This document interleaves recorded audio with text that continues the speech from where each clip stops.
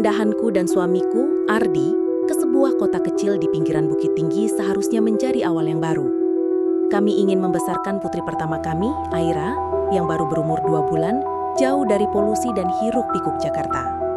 Rumah mungil di sebuah kompleks perumahan baru ini tampak nyaman, meski lokasinya berbatasan langsung dengan perkampungan warga lokal yang masih asri. Hari pertama kami disambut dengan ramah oleh tetangga sebelah, Ibu Lastri. Wanita parubaya itu selalu tersenyum. Matanya hangat, tutur katanya lembut, tapi pandangannya tak pernah lepas dari putriku.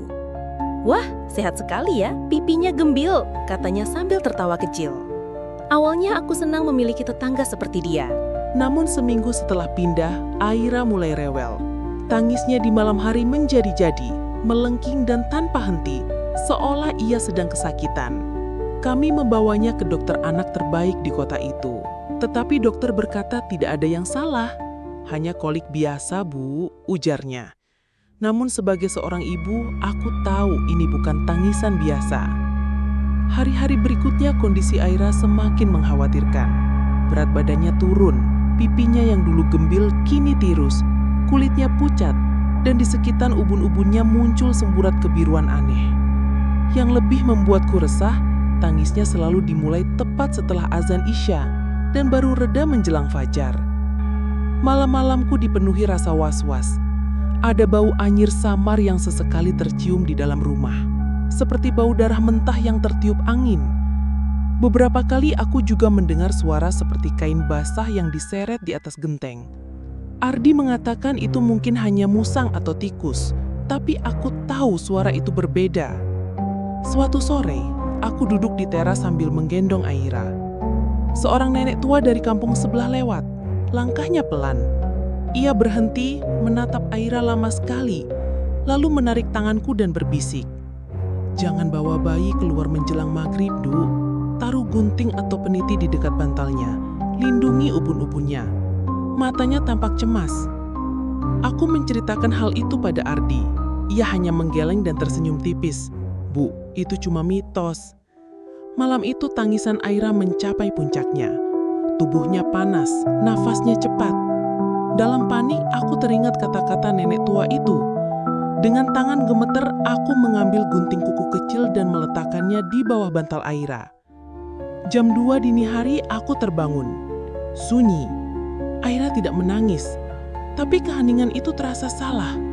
Tebal, menekan, seolah udara menolak bergerak. Bau air kembali. Kali ini lebih pekat, menusuk hidung. Kemudian terdengar ceklek-ceklek, suara lidah basah tepat di luar jendela Aira.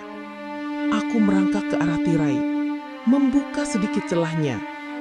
Di bawah cahaya rembulan, melayang sebuah kepala manusia tanpa tubuh. Rambutnya panjang, kusut, menjuntai. Dari lehernya yang terputus, organ-organ dalamnya menggantung.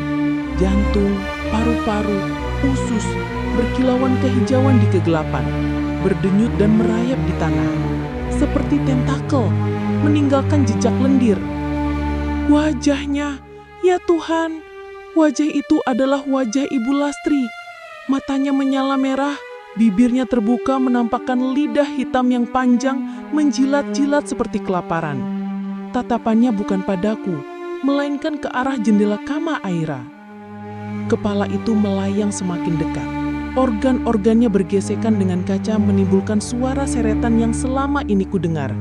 Ia mencoba menembus jendela, tetapi seolah ada penghalang tak kasat mata yang menahannya. Ia meraung, suara gurgling yang parau, lalu perlahan mundur, melayang kembali ke kegelapan malam. Aku ambruk di lantai, tubuhku gemetar hebat. Pagi harinya, tanpa banyak bicara, aku dan Ardi berkemas.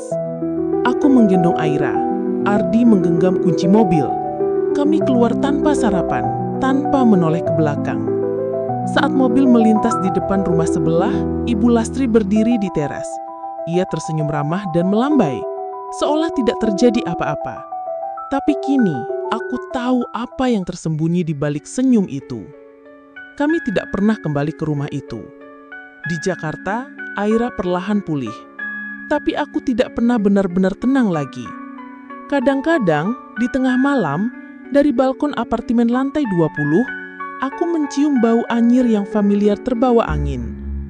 Saat itu, aku tahu, di suatu tempat, ada kepala yang masih lapar.